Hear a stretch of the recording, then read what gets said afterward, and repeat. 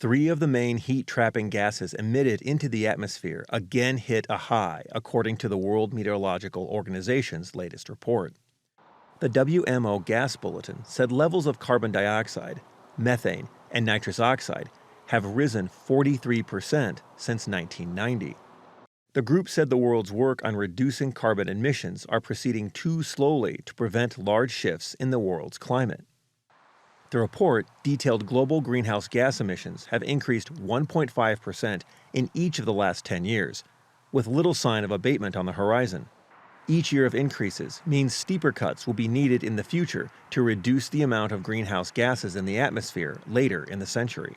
We have again broken records in carbon dioxide concentrations, and we have already exceeded 400 ppm level, which was regarded as a critical level. That happened already 2 years ago, and this growth of carbon dioxide concentration continues, and last year's increase was about the same as we have been observing during the past 10 years as an average.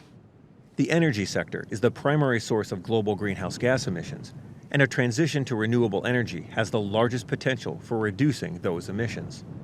At the moment, we produce 85% of the global energy based on fossil ones, coal, oil and gas, which are shown here, and only 15% based on nuclear, hydro and renewables. And to be successful in implementation of the Paris Agreement, we should revert those numbers in the coming decades.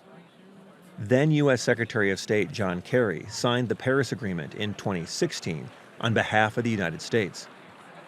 The United States will withdraw from the Paris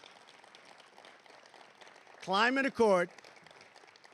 Early in his administration, President Trump announced the U.S. would be pulling out of the voluntary pact. This month, the White House began the formal process to leave the agreement aimed at reducing the collective emission of greenhouse gases and limiting the rise in global temperatures to 2.7 degrees Fahrenheit compared to pre-industrial times. The agreement carries no enforcement mechanism. Reaching a less ambitious target of a 3.6-degree rise would require an annual reduction of emissions of 2.7% each year between 2020 and 2030, according to the WMO.